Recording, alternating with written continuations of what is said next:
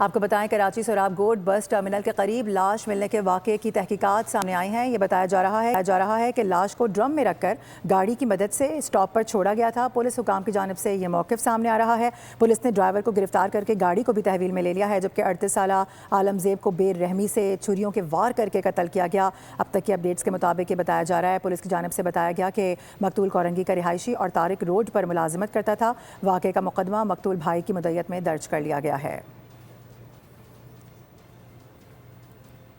आपको बताएं कराची सोराब गोड बस टर्मिनल के करीब लाश मिलने के वाक़े की तहकीकात सामने आई हैं। ये बताया जा रहा है कि लाश को ड्रम में रखकर गाड़ी की मदद से स्टॉप पर छोड़ा गया था। पुलिस हुकाम की जानिब से ये मौक़िफ़ सामने आ रहा है। पुलिस ने ड्राइवर को गिरफ्तार करके गाड़ी को भी तहवील में ले लिया है, जबकि 38 साला आलमजेब को बेरहमी से छुरियों के वार करके कत्ल किया गया। अब तक की अपडेट्स के मुताबिक ये बताया जा रहा है, पुलिस की जानिब से बताया गया कि मकतूल कोरंगी का रिहायशी और तारिक रोड पर मुलाजिमत करता था। वाक़े का मुकदमा मकतूल भाई की मुद्दत में दर्ज कर लिया गया है।